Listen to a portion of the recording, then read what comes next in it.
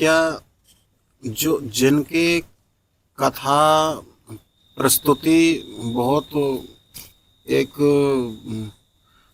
सुंदर प्रस्तुति है और सुनकर के उनके बहुत ही मन लगता है और बहुत ही आ- आस्वादन करने में अच्छी लगती है।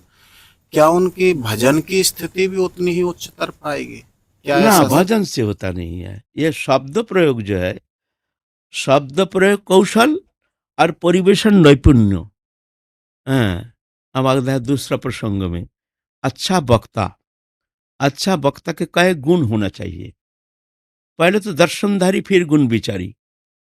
वो दर्शनधारी होना जरूरी है। काला, नाटा, दांत ऊंचा, आंख छोटी छोटी, ऐसा वक्ता बैठे हैं ऐसे करके।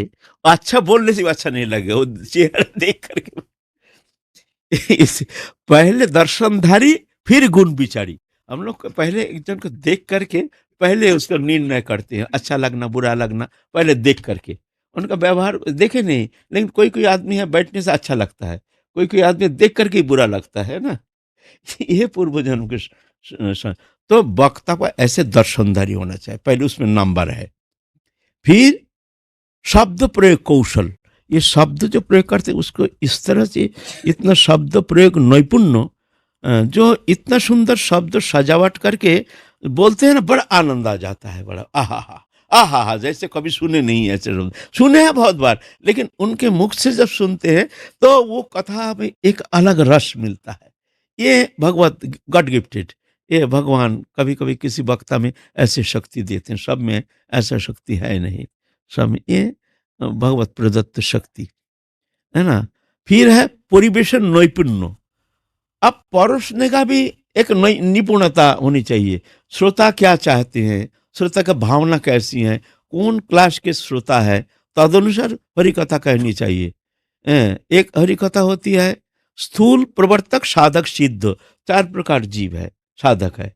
स्थूल है जो एकदम संसारी जीव कुछ जानते नहीं, ये एक तरह के श्रोता है।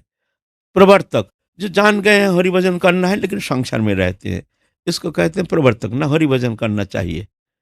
साधक, जो सब कर्मों से निवृत्त होकर से हरिभजन ही एकमात्र हमारे उद्देश्य, और कोई कर्म है ही नहीं, इसको कहते हैं साधक। और सिद्ध है जो भगवत प्राप्ति कर चुके हैं। ये चार प्रकार श्रोता होती है ना।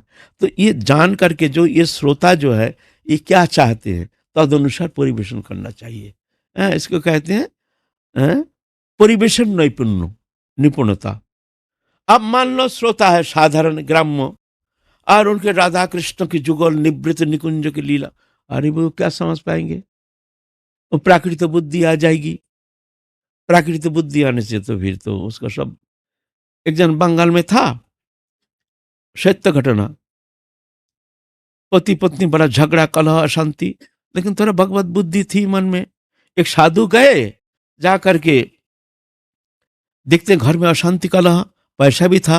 कहते हैं तुम यहाँ क्यों मर रहे हो, चलो हमारे साथ राधा कुंड में चलो, हरि कथा सुनना, साधु संग करना, और ये पैसा तो है, इनको कहो तुम संसार देखो, हम कुछ दिन वृंदावन जा करके मन को शांत करके, ये भी ठीक है, उनको मन को तो थोड़ा सा चैन मिल जाएगा ना, रिलैक्सेशन मिल जाएगा। क्यों मैं पढ़ी हो, चलो हमारे साथ। वो देखो अच्छी बात है भाई, हमारा पैसा बहुत है, घर में पैसा कौड़ी देकर चलो वृंदावन। वृंदावन आए, यहाँ सुने जो हरि कथा सुनने से बहुत कल्याण होता है, मंगल होता है, मन में शांति मिलती है, संसार वासना नष्ट हो जाता है। ऐसे बड़ी बड़ी बात सुन करके तो आए हैं, आ करके आए हैं राधा कुंड में। वहाँ तो लीला कथा, वहाँ तो सही निवृत्त निकुंज लीला छोड़ कर कुछ सुनते ही नहीं। और वहाँ हो रही है राधा कृष्ण मान लीला, राधा रानी मानिनी हो गई है, आप कृष्ण के कुंज में घुसने नहीं देंगे। राधा रानी बहुत क्रोधित हो रही है, ये श्याम सुंदर को भीतर में घुसने देना नहीं। कृष्ण बहुत कोशिश कर रहे हैं, सब सखियों को मनाने का कोशिश करते हैं, एक बार राधा रानी से मिलन करा दो सखी। राधा रानी मानने के लिए तैयार नहीं, कृष्ण इस तरह से घूम रहे हैं। और ऐसा देख करके तो सुन रहे थे, अचानक एकदम छलांग मार के उठ गए। जिस झगड़ा के लिए हमने यहाँ आया, यहाँ भी वही झगड़ा, हम यहाँ नहीं रहेंगे, हम जाएंगे, हमारा घर ही अच्छा है।